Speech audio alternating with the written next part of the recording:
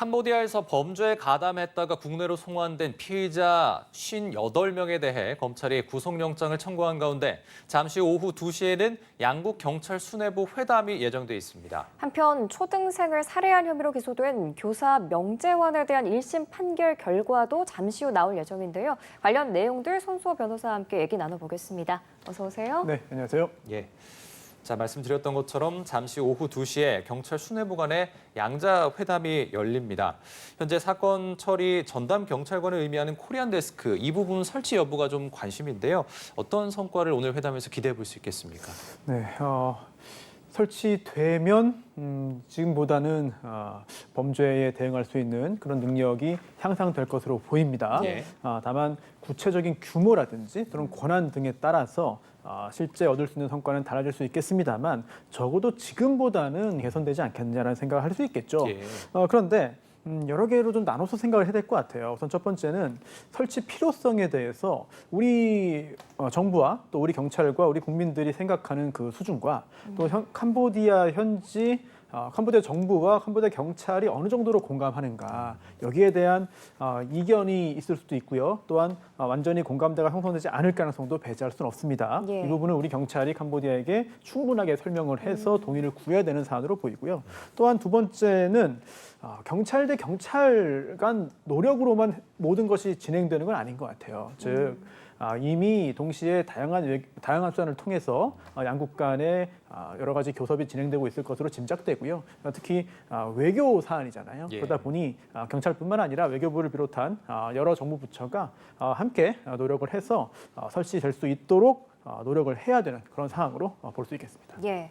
그리고 지난 주말 캄보디아에 송환된 범죄 피의자 64명 가운데 58명에 대해서 구속영장이 청구됐습니다. 이미 구속된 1명을 제외하고는 5명이 석방이 된 건데 이들 구속을 가른 쟁점은 뭐라고 볼 수 있을까요? 네, 우선 국내로 데려오기 전부터 이들은 모두 다 체포영장 발부된 대상이고 예. 또한 피의자다라고 분명히 밝힌 바가 있죠. 그렇기 때문에 각자 개별적인 사정은 다를지 몰라도 일단 우리 수사기관이 볼 때는 수사 대상이고 또한 처벌로 이루어질 가능성이 매우 높은 상황이었던 것은 이미 알려진 상황이었습니다. 예. 그런데 그럼에도 불구하고 일단 경찰 단계에서 4명은 구속영장을 이제 신청하지 않았고요. 그리고 또 그렇게 신청된 인원들 중에 1명은 검찰이 영장을 청구하지 않았습니다. 그렇습니다. 이런 것을 볼 때 앞으로 재판이 진행돼서 모두 다 유죄 판결을 받을 가능성이 상당히 높아 보이지만 구체적인 사정에 따라서 구속영장 발부 필요성은 달라질 수 있거든요. 예. 그리고 또 법원에서 모두 다 영장을 발부할지도 사실 알 수 없어요. 법원 역시 법에 따라서 판단을 할 것인데 구체적인 범행 가담의 정도가 상당히 중요해 보입니다. 즉 매번 제가 좀 지적을 해드립니다만 예. 상당히 많은 사람들이 한국에서 캄보디아로 갔고 또 거기에서 범죄에 가담하고 있습니다. 예. 그런데 누군가는 정말 순수한 피해자, 완벽하게 속아서 캄보디아까지 가서 현지에서 범죄 피해를 당하다가 구출된 사람도 있을 테고 이번엔 없는 것으로 보입니다만 또는 모르는 척 가서 금전적인 이익을 얻으려고 하다가 예. 예상과 달리 범죄 단체에 감금되면서 자신의 의도와 달리 구체적인 범죄 행위를 하는 경우도 있고요. 또는 처음부터 범죄 행위를 하기 위해서 갔는데 이제 그만두고 나오려고 하지만 했습니다만 붙잡혀서 그만두지 못하고 계속 강제적으로 범죄를 더 이어나가는 경우도 있거든요. 그렇죠. 구체적으로 어느 경우에 해당하느냐에 따라서 가벌성도 달라질 수 있을 것이고 또한 이 구속영장 발부 필요성도 달라질 수 있는데 검찰은 특별히 이 1명에 대해서 이렇게 밝혔습니다. 감금된 후에 도움 요청을 했고 예. 또 그러한 도움 요청 등의 어떤 구체적인 사정을 볼 때 이거는 그런 사정을 고려해야 되는 거다라고 봤는데요. 물론 감금되기까지의 경위가 어떠한지 또 감금된 후에 한 행위가 무엇인지 그리고 현지에서 범죄 행위를 하다가 체포된 경우도 있지만 자발적으로 자수를 하면서 구조 요청을 한 경우도 있거든요. 이런 경우들을 종합적으로 보아서 경찰과 검찰이 판단한 것으로 보입니다. 예. 자, 지금 얘기가 나오고 있는 서대문 경찰서가 수사하고 있는 이 1명의 경우에는 리딩방 사기에 활용된 통장의 명의자로 밝혀져서 사실 뭐 단순 제공자다 이럴 가능성도 제기가 됐는데 경찰이 구속영장을 신청해서 적극 가담자로 또 추정이 됐어요. 그런데 검찰이 구속영장을 또 반려했더라고요. 이 배경은 뭘까요? 그렇습니다. 상당히 수사 중이기 때문에 모든 내용이 다 알려지진 않거든요. 그러다 보니 짐작을 할 수밖에 없는데 애초에 최초 보도에 따르면 리딩방 사기에 활용된 통장 명의자다. 통장 주다, 계좌 주다라는 얘기가 나오면서 그렇다면 변호사님 잠시만요. 유재석 경찰청장 직무대행과 캄보디아 경찰청 차장의 양자 회담이 오후 2시부터 진행이 되는데요. 현장 연결해서 내용 들어보도록 하겠습니다. 그래도 모두가 당황스러운 상황은 생기지 않았다. 네, 당초 경찰이 오는 23일에 캄보디아 경찰청 차장과 양자 회담을 진행할 예정이었는데요. 캄보디아 사태와 관한 국민적 여론이 뜨거워지자 경찰청은 사흘 앞당겨서 오늘 오후 2시 회담을 진행하게 된 겁니다. 예, 오늘 회담에서는 앞서 저희가 보도해드린 대로 스캠 범죄에 대한 우려를 전달하고요.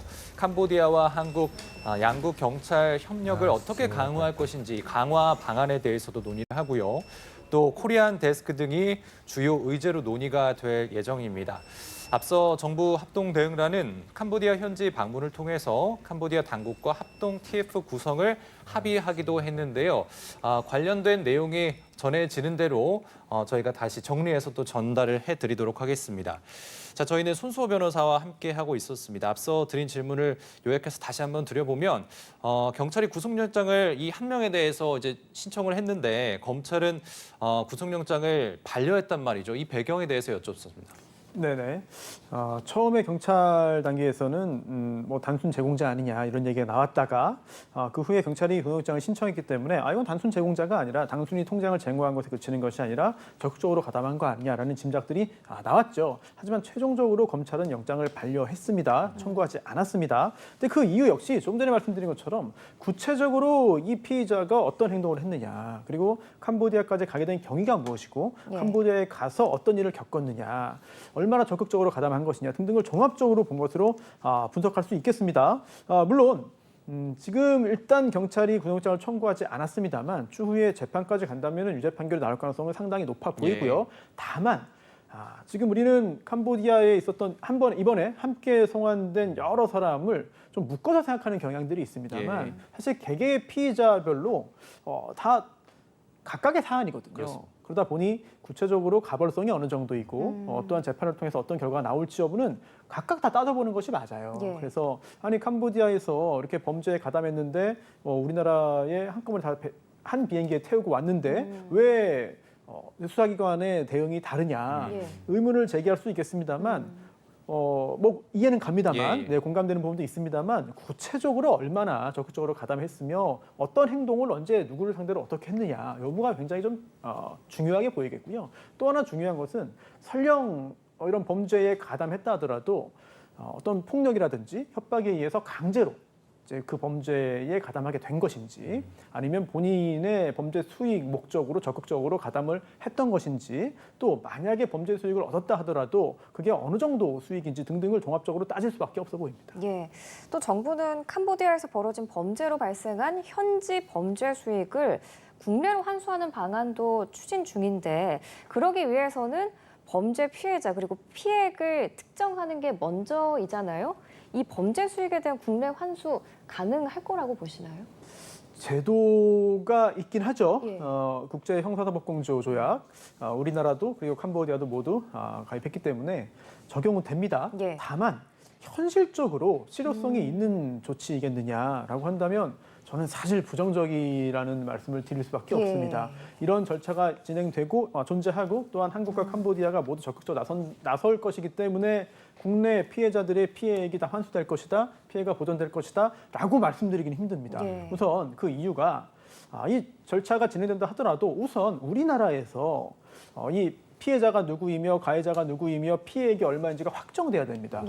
그렇다면 수사가 진행돼야 되고 또한 판결까지 나와야 되거든요. 그리고 그게 끝이 아니라 캄보디아 내에서도 절차가 마무리돼야 됩니다. 캄보디아 내에서도 도대체 누가 누구를 상대로 어떤 범죄를 저질러서 얼마의 범죄 수익을 얻었느냐라는 게 확인이 돼야 되고요. 그리고 또 그 두 건 사이에 또 동일성이 또 인정돼야 됩니다. 전혀 엉뚱한 건이면은 가져올 수가 없잖아요. 이런 단계를 다 거쳐야 하는 것이기 때문에 상당히 쉽지 않아 보이고요. 또 하나 큰 관문이 하나 있는데 저도 뭐 이런 사이버 사기 범죄 뭐 가해자, 피해자 양쪽 다 뭐 의뢰를 받으면 상담도 하고 여러 가지 분석도 하고 조력을 하고 있습니다만 사실 붙잡는 게 쉽지가 않습니다.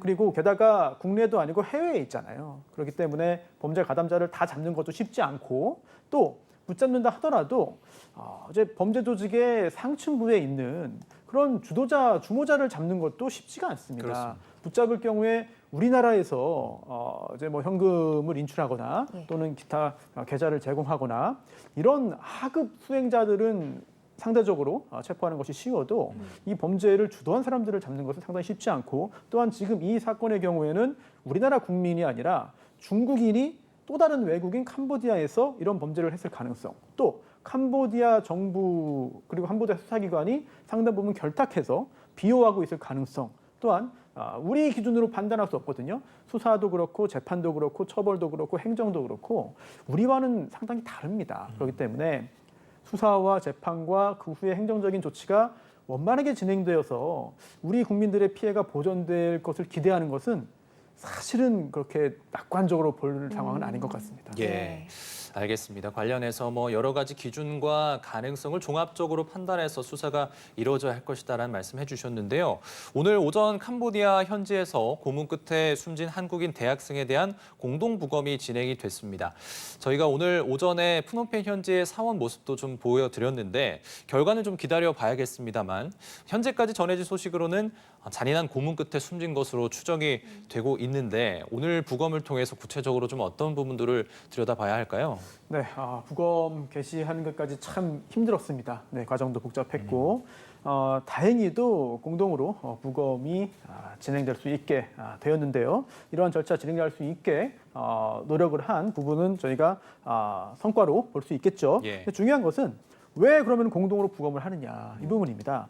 우리가 현지에서 단독으로 진행될 부검에 대해서 그렇게 신뢰하기 힘들어서일 수도 있습니다. 네. 즉 여러 뭐 구체적인 말씀을 드리지 않아도 많은 분들이 어느 정도 공감하실 것 같습니다만 우리의 법의학이라든지 수사 수준이 거의 세계 최고 수준입니다. 예. 우리나라가 그러다 보니 아무래도 캄보디아에서 자체 진행하는 것보다는 우리가 같이 해야 보다 정확하게 할 수 있을 것으로 당연히 생각할 수 있겠고요. 또 하나 중요한 것은 너무 걱정을 하는 건지 모르겠습니다만 저도 여러 차례 캄보디아 가서 직접 겪은 바에 따르면 신뢰를 할 수 있겠느냐. 특히 부검이 진행된 후에도 뭐 부검의는 정상적으로 했다 하더라도 그 후에 부검 결과 보고서가 과연 제대로 작성되겠느냐. 또는 그 작성된 보고서가 계속해서 보존이 되고 전달이 되고 이제 보고가 되겠느냐 여부까지도 사실은 걱정이 돼요.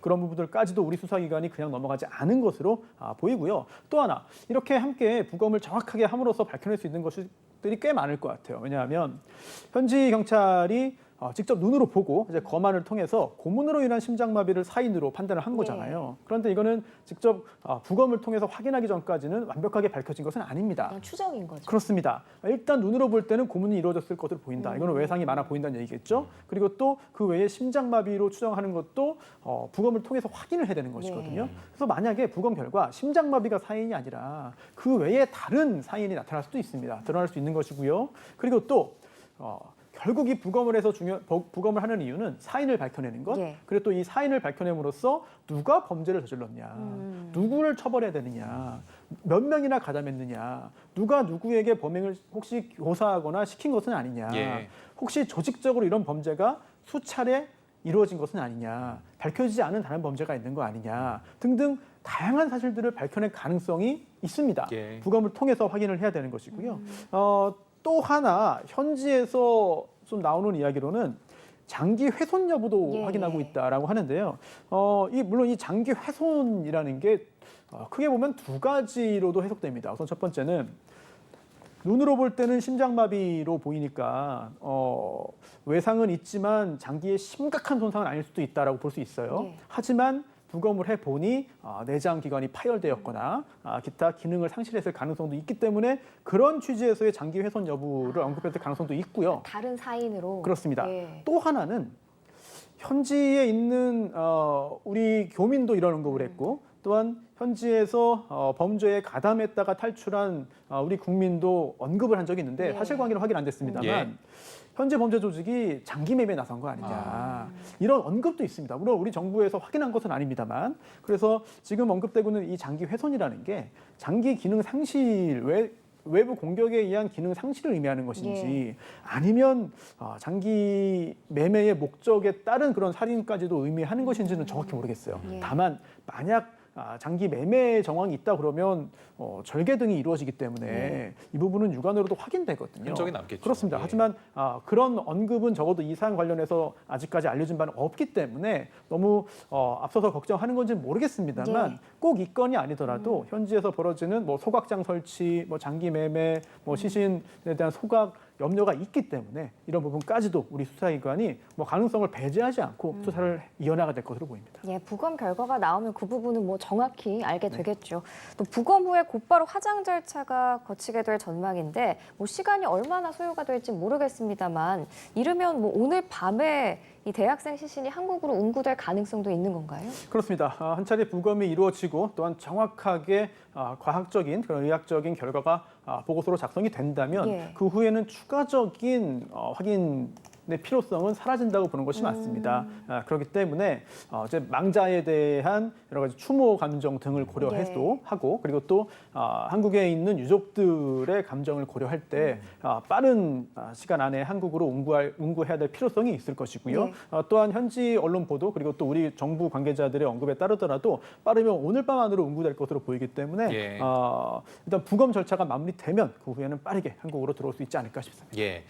자, 이런 가정을 한번 해볼게요. 이순진 대학생을 현지로 보낸 국내 대포 통장 모집 조직이 없었다면 어쩌면 사실 이런 끔찍한 비극적인 결말을 맞지 않았을 수도 있다라는 생각이 좀 드는데요. 결국 이 대포 통장 모집 조직의 주범 어제 구속이 됐더라고요. 그렇습니다.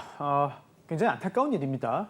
그래서 캄보디아에 간 우리 젊은이들, 우리 국민들이 굉장히 다양한 유형이 있고 또한 하나의 유형으로 묶어서 해석을 하고 대응을 하면은 온당하지 못하겠습니다만 적어도 그런 부분들 다 차치하고 이 사건만 보자면 지금 진행자께서 말씀하신 대로 이 대포 통장 모집 조직이 이 피해자를 이제 현혹해서 캄보디아로 보내지 않았다면 적어도 이렇게 끔찍한 일을 당하지 않았을 예. 겁니다. 이런 부분들 매우 안타까운 생각이 들고요. 그런데 현지에서 어떻게 이런 범죄가 저질러지는지 이루어지는지 대략적인 부분들은 좀 확인을 먼저 해야 됩니다. 예. 어떤 거냐면 이제 은어죠. 먼저 조직에 쓰는 은어인데 이제 그 장주라는 게 있습니다. 장주. 그 통장의 명의자입니다. 통장 주인. 네, 이걸 그 통장을 장이라고 부르고 줄여서 말한 거예요. 그렇습니다. 네, 통장 주인을 장주라고 하고 그리고 또 이렇게 자신의 통장을 제공해서 범죄에 이용되도록 하는 것을 뭐 이제 앞에 또 통자를 생략해서 뭐 장팔이다 뭐 이렇게 얘기를 하는데 예. 은어죠. 범죄 예. 용어입니다. 그런데 이 한국에서 이 대포 통장을 제공할 사람들을 모집을 한 다음에 캄보디아로 보내는 거죠. 그런데 속아서 갔든 일부러 갔든 돈 받으러 갔든 아니면 아예 캄보디아에 눌러 앉으려고 갔든 다 관계없이 일단 캄보디아에 간 다음에 범죄 조직 입장에서는 그 통장을 사용을 해야 되는 거잖아요. 예. 사용을 해야 대가를 주는 겁니다. 범죄 수익을 주고 받는 것이지만 부당한 것이고 당연히 범죄입니다만 활용을 하기 위해서 이 통장 주인을 옆에 앉혀둡니다. 일단 인질로 잡아놓는 거죠. 감금한다는 그렇습니다. 네, 감금까지는 아니더라도 네. 붙잡아 놓는 거죠. 어디 못 못 나가게, 가게. 예, 못 나가게 놓는 것이죠. 거기에서 폭행이 이루어지는 것까지는 모두가 그런 건 아닙니다만 정상적으로 거래가 하지만 대가를 주고 한국으로 돌아옵니다. 예. 그렇게 해야 또 계속해서 또 순환이 유인이 되고 순환이 네, 다시 사람이 오고, 새로운 사람을 예. 데려올 수 있기 때문에 예. 무조건 오자마자 감금하고 때리고 이런 경우는 아주 많지는 않아요. 예. 네. 하지만 이렇게 해서 이 통장 주인을 데리고 온 다음에 옆에서 그 통장을 가지고 범죄 수익을 받고 실제로 거기서 돈을 뽑아내는 모든 절차가 확인될 때까지 인질로 잡아놓는 겁니다. 그런데 지금 이 사건의 경우에는 이 피해자를 캄보디아로 보낸 예. 그 조직이 좀 배신을 한 거죠. 이것도 뭐 범죄 용어가 있습니다만 배신을 해서 그 캄보디아 현지에 있는 범죄 조직을 또 속인 겁니다. 그래서 그 통장에 돈이 들어왔는데 예. 그 돈을 한국에서 빼내간 겁니다. 그러다 보니 이 통장 주인 입장에서는 자신의 통장이 잘 활용이 되어야 범죄 수익을 받고 돌아오는 건데 예. 그 돈이 중간에서 새 나갔으니 캄보디아 범죄자들 입장에서는 그 사람을 그냥 보낼 수가 없는 것이죠. 너 때문에 우리가 돈 못 벌었다. 이 사람이 배신자가 된 거네요. 그렇습니다. 그래서 중간에서 이 두 범죄 조직 사이에 끼어가지고 이런 끔찍한 일을 당하는 경우들이 많거든요. 지금 이 사안 역시 그런 것으로 보이기 때문에 경찰 입장에서도 정말 경우를 아주 세세하게 다양한 종류를 나누어야 네. 거기에 온당한 대응을 할 수 있을 것으로 보입니다. 그 피해자, 가해자, 피해자이면서 가해자, 피해를 먼저 입었고 네. 가해했고 이거 구분하는 것도 쉽지 않을 것 같습니다. 네, 하지만 또 우리 경찰이 네. 뭐 세계 최고 수준의 수사력을 가지고 있고 네. 또 이 사안이 전 국민적인 우려를 낳고 있는 중대 네. 사안이기 때문에 경찰이 의지를 가지고 열심히 노력한다면 그런 부분들은 또 어렵지 않게 밝혀낼 수 있을 것이라고 저는 기대합니다. 예. 그런데 또 우려스러운 게 지금 이 순간에도 여전히 캄보디아에서 연락이 끊기거나 뭐 하는 사례가 계속 발생하고 있다는 겁니다. 광주 광산경찰서에 살려달라고 말한 후에 연락이 끊겼다는 신고가 접수된 바 있는데 그래도 다행히 이 남성의 안전은 확인이 됐나 봐요. 그렇습니다. 작년 8월에 제 가족들이 실종됐다라고 신고를 했고요. 예. 그리고 그 후에 연락이 와서 살려달라라고 말한 다음에 연락이 끊겼습니다. 그래서 이거 굉장히 좀 위급한 상황에 놓인 것이 아니냐라는 우려를 했는데 이 남성이 대사관에 직접 찾아와서 이제 연락을 한 겁니다. 그래서 항공편 마련되는 대로 우리나라로 돌아올 예정이라고 하는데 그런데 이거 역시 마찬가지예요. 그래서 캄보디아를 왜 갔냐? 작년 8월에 왜 갔느냐? 그러면 지난 8월이죠. 작년이 아니고. 네네네. 올해 8월. 두달 네. 전. 올해 네. 8월. 올해 8월에 캄보디아에 왜 갔느냐? 그리고 간 다음에 가족과도 연락이 안 된 이유가 뭐냐? 그럼 그때부터 범죄 조직에 감금되고 여권도 뺏기고 연락도 못 한 것이냐? 예. 아니면 범죄에 가담하려고 갔기 때문에 가족과도 연락을 안 한 것이냐? 등등등 구체적인 부분들을 따져봐야겠죠. 하지만 설령 범죄에 가담했다 하더라도 일단 본인이 뉘우치고 또는 생각했던 것과 너무나 다르고 참혹한 상황이기 때문에 처벌을 감수하고 탈출한 가능성도 있어요. 그런 경우들이 꽤 많이 있거든요. 그래서 이번 사안 역시 도대체 그동안 어떤 일이 있었느냐 이 부분을 따져봐야 되는 것이고 또 하나 다소 좀 냉정하게 들릴 수도 있지만 네. 가족들 입장에서는 다 피해자로 보입니다. 자기 가족은 다 피해자입니다. 그럴 리가 없다. 네, 예. 우리 자녀가 우리 집 애가 거기에 자발적으로 갔을 리가 없다. 범죄 조직에 들어갔을 리가 없다. 네, 당연히 몰라서 갔을 것이다. 당연히 가서 감금됐을 것이다. 라고 생각을 하고 또 실제 그럴 수도 있죠. 하지만 이런 것들은 사실 가족의 이야기를 통해서 다 판단할 수는 없는 것이고 네. 당연히 그때 현지에서 무슨 일이 있었는지 등을 확인해야 되는 것이고요. 또 하나 중요한 것은 상당히 많은 수가 어떤 지인의 요청과 부탁과 현혹에 의해서 기망에 의해서 속는 경우도 있지만 온라인상의 공지를 보고 이제 SNS를 통해서 대화를 주고받고 캄보디아로 가는 경우가 훨씬 더 많거든요. 그런 경우들을 보면은 이제 과거에 어떤 경위로 연락을 주고받고 캄보디아에 갔느냐. 만약 그 캄보디아에 간 경위를 파악할 수 있는 자료가 아무것도 없다면 예. 이걸 일부러 삭제했다고 봐야 되는 것이거든요. 예. 그렇다면 경찰 역시 그런 부분들도 그냥 넘어가지는 않을 것으로 보입니다. 예.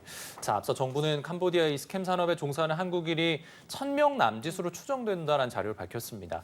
실제 가담 인원이 더 많을 가능성을 시사하는 통계가 나온 건데 캄보디아로 출국한 한국인이 매년 2,000명에서 3,000명씩 돌아오지 않았다라는 분석이 나온 거거든요. 엄청난 숫자예요. 이 근거가 뭘까요? 네, 물론 뭐 미립국 등은 다 제외한 정상적으로 통계가 잡힌 수치들이죠. 예. 박찬대 의원이 법무부에서 자료를 받았는데 2021년부터 작년까지 자료를 본 거예요. 그랬더니 공식적으로 한국에서 캄보디아로 출국한 인원 수가 나오잖아요. 예. 더하면 나오지 않습니까? 네. 또 캄보디아에서 우리나라로 들어온 또 인원 수도 통계가 나옵니다. 그 차이를 봤던 것이죠. 예. 그랬더니 2021년에는 이제 숫자 차이가 뭐 100여 명에 불과했는데 네. 그 후에는 1년에 2,000명, 3,000명씩 차이가 난다는 겁니다. 즉 우리나라에서 캄보디아로 출국한 숫자보다 들어온 숫자, 귀국한 숫자가 적다는 거예요. 예. 그렇기 때문에 출국한 후에 캄보디아에 머물고 있는 사람이 굉장히 많을 수 있다.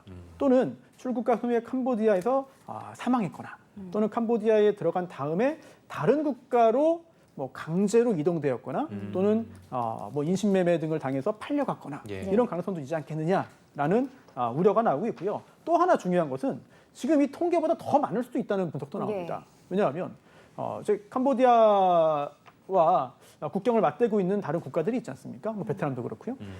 그쪽으로 가서 캄보디아로 직접 가면은 감시를 크게 받으니 다른 국가로 갔다가 캄보디아로 육로로 넘어갔을 경우에는 예. 통계에 잡히지 않을 수도 있다. 몰래 넘어갔을 수도 있다. 이런 것까지 감안한다면 굉장히 많은 한국인이 현재 캄보디아에 남아 있을 수 있고 그중에 상당수는 사실 범죄에 가담했다고 보는 것이 맞습니다. 예. 이런 경우 우리 정부가 어떻게 대응해야 되는 것이냐.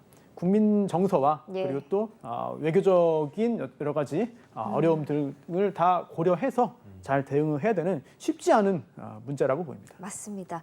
일단 캄보디아 사태는 여기까지 얘기 나눠보고요. 다음 사건으로 넘어가겠습니다. 지난 5월에 전 국민에게 참 충격을 안겨줬던 사건인데 자신이 근무하던 초등학교에서 초등생을 잔혹하게 살해한 혐의로 재판에 넘겨진 명재환에 대한 1심 판결이 아마 지금 진행 중일 겁니다. 선고 공판이 오후 2시에 열린다고 했으니까요.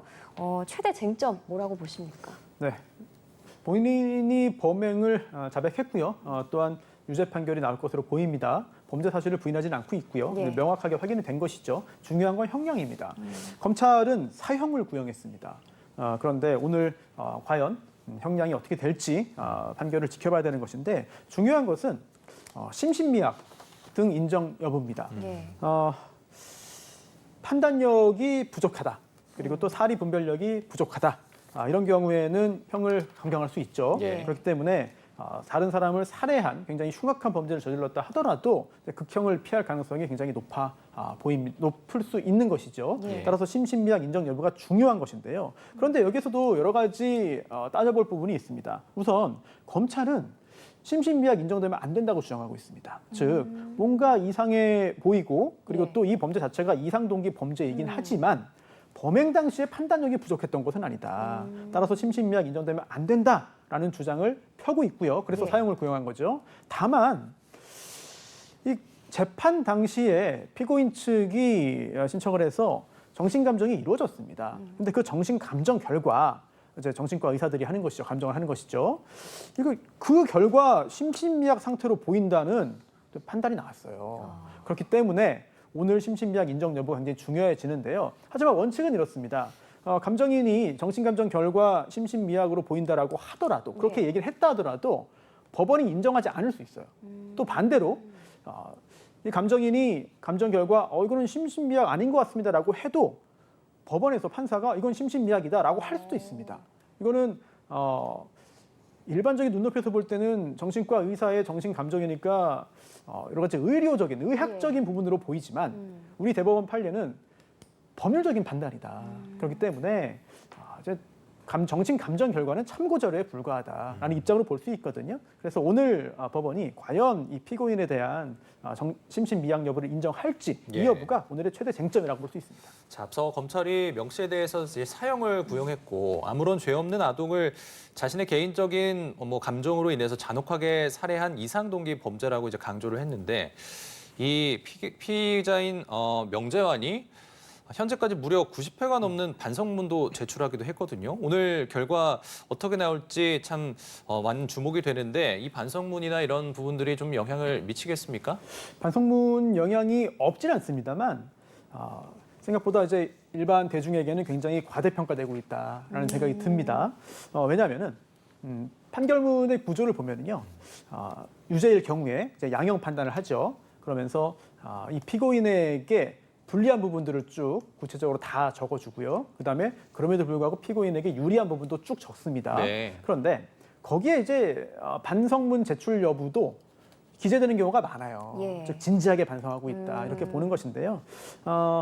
그런데 이게 판결문에 적혔다고 해서 아주 중대하고 가장 중요한 양형 요소라고 단정할 수는 없습니다. 예. 왜냐하면 다양한 요소를 다 기재하기 때문에 진지한 반성도 그렇게 판단하면 될 것으로 보이고요. 예. 네.